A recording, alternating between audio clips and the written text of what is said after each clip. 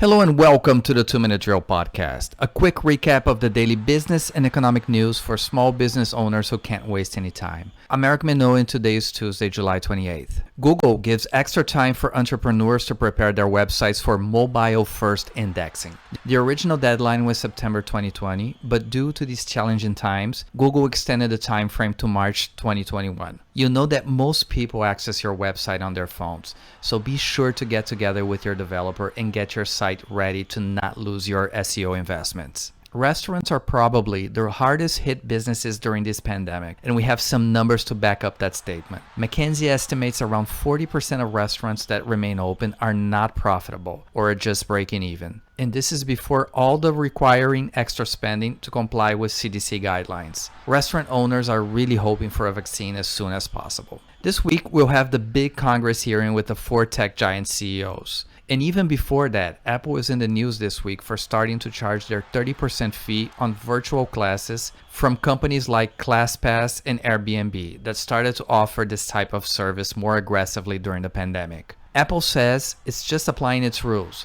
but this is a wake-up call for entrepreneurs in the digital world. If you don't control the platform, you have to follow the conglomerate rules, and sometimes they change these rules.